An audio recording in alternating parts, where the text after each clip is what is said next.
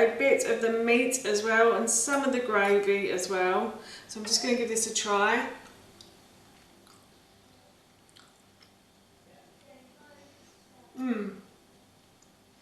That's yummy.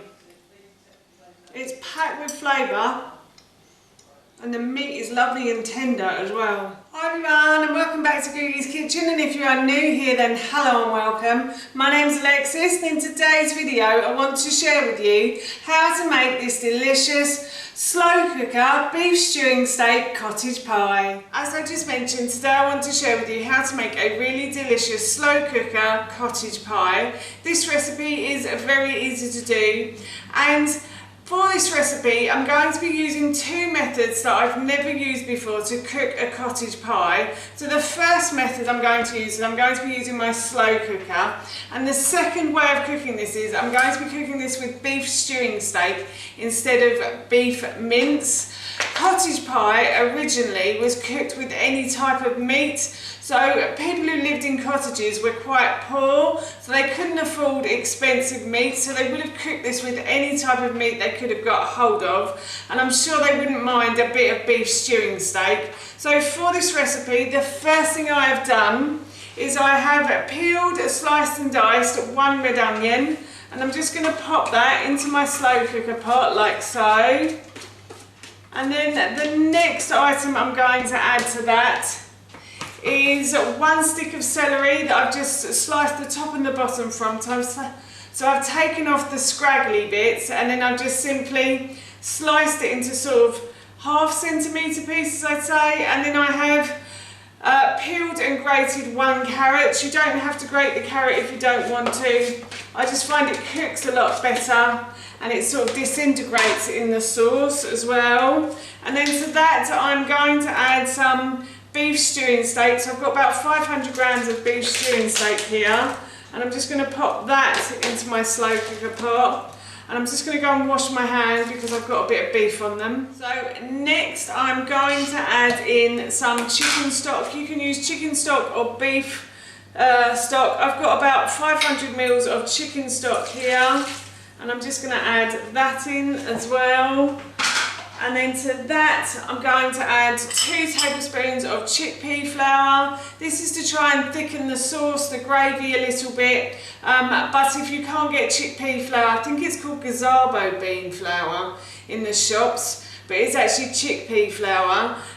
If you can't get that, then you can use plain flour if you want to.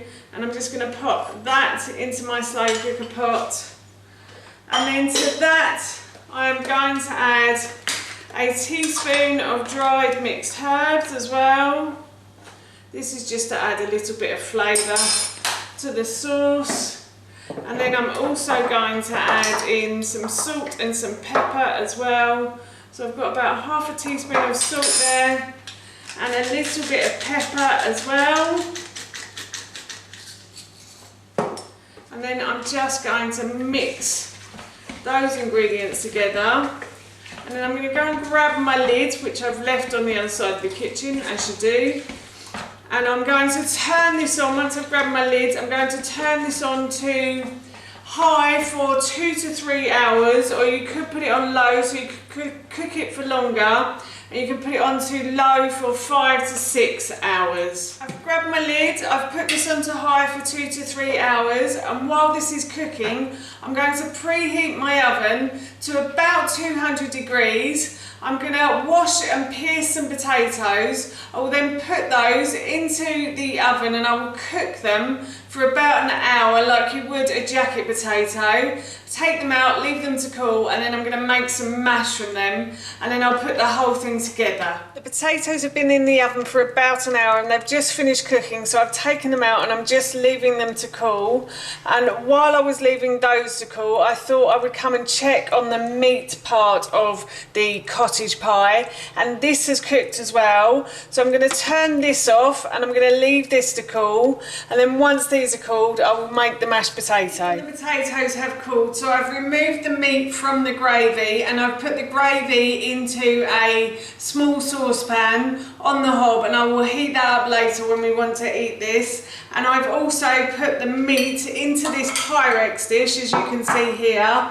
And once the potatoes had cooled, I removed the flesh from the skins, and then I just simply mashed it with an egg, some milk and some olive oil until it was really smooth like this. And now what I'm going to do is I'm going to pop the mashed potato on top of this pie like so. I also added a bit of salt and pepper to the mashed potato as well, and then I'm just going to spread it across the top of the pie as evenly as I can. I'm going to try and get everything off as well, so I'm just going to continue to try and spread this across the top like so. As you can see, I've spread the potato across the top of the meat as evenly as I possibly could.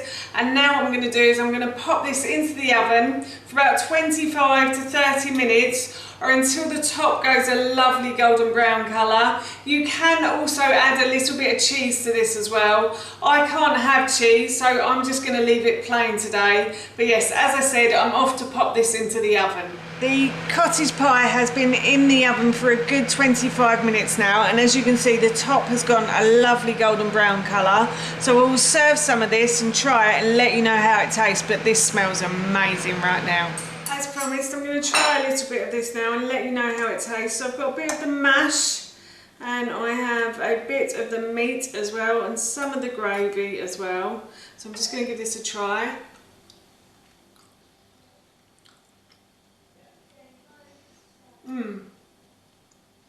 That's yummy.